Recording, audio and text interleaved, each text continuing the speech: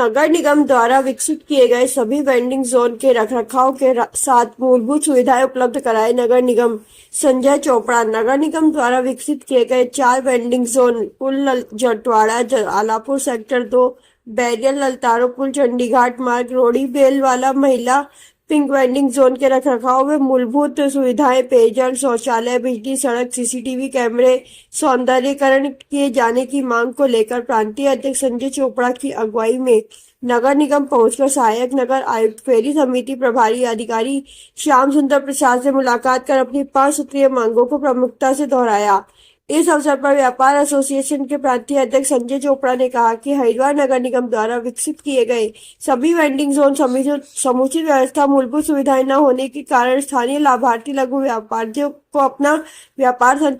संचालित करने में काफी कठिनाइयों का सामना करना पड़ रहा है। उन्होंने कहा कि शीघ्र ही नगर निगम प्रशासन द्वारा फेरी समिति की बैठक आयोजित कर सभी वेंडिंग जोन की समस्याओं के निदान के साथ आगामी 4 धाम यात्रा की दृष्टिगत अन्य राज्यों से आने वाले रेहड़ी पटरी के लघु व्यापारियों का नगर निगम द्वारा सत्यापन कर लाइसेंस परिचय पत्र के साथ विक्रय प्रमाण पत्र भी जारी किया जाना न्यायपूर्ण होगा। चोपड़ा ने कहा कि हरिद्वार रुड़की विकास प्राधिकरण द्वारा सभी चौक चौराहों व अन्य क्षेत्रों का विकास किया जा रहा है, लेकिन सरकार के संरक्षण में नगर निगम द्वारा विकसित किए गए वेंडिंग जोन को भी सौंदर्यीकरण विकास की योजना में सम्मिलित किया जाना न्याय संगत होगा। नगर निगम के सहायक नगर आयुक्त श्याम सुंदर प्रसाद ने रेहड़ी पटरी के लघु व्यापारियों को आश्वसित करते हुए कहा कि शीघ्र समुचित विकसित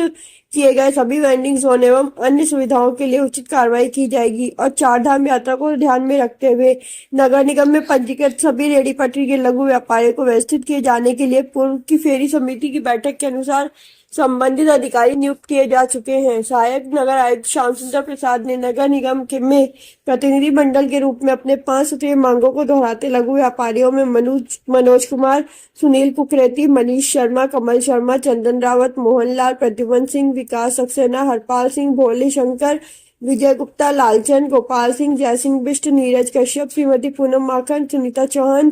पार्वती देवी, कामिनी मिश्रा, सुमित्रा देवी, सीमा देवी, रितु अग्निहोत्री आदि मुख्य रूप से शामिल रहे।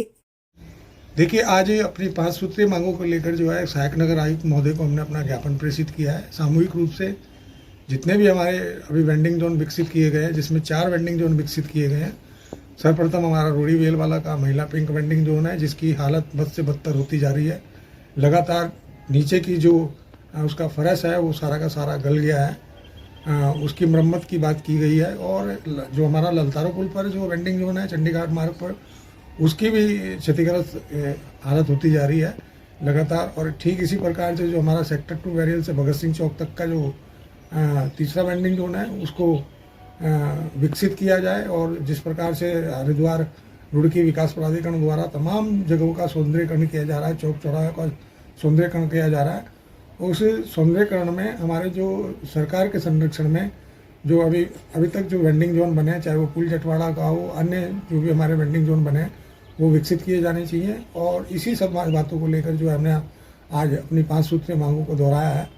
आचार संहिता होने के कारण जो है कोई बैठक नहीं हो पा रही है, लेकिन फिर भी हमने कहा है कि जो पूर्व के काम चल रहे थे, पूर्व से जो योजना चल रही थी, वो योजना तो क्रियान्वयन होनी चाहिए। उन्हीं सभी बातों के बारे में आज हमने जो है नगर आयुक्त महोदय से आए थे, तो नगर आयुक्त महोदय से मिलने के लिए, लेकिन नगर आयुक्त महोदय की अनुपस्थिति में सहायक नगर आयुक्त श्याम सुंदर प्रसाद जी, जो इसके नोडल अधिकारी हैं फेरी समिति के,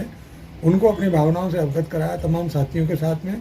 आने वाले दिनों में जैसे ही मैं समझता हूँ चुनाव संपन्न होंगे लोकसभा के, उसके बाद ताकि टाउन बेंडिंग कमेटी की बैठक आयोजित हो जाए, ताकि टाउन बेंडिंग कमेटी में जो भी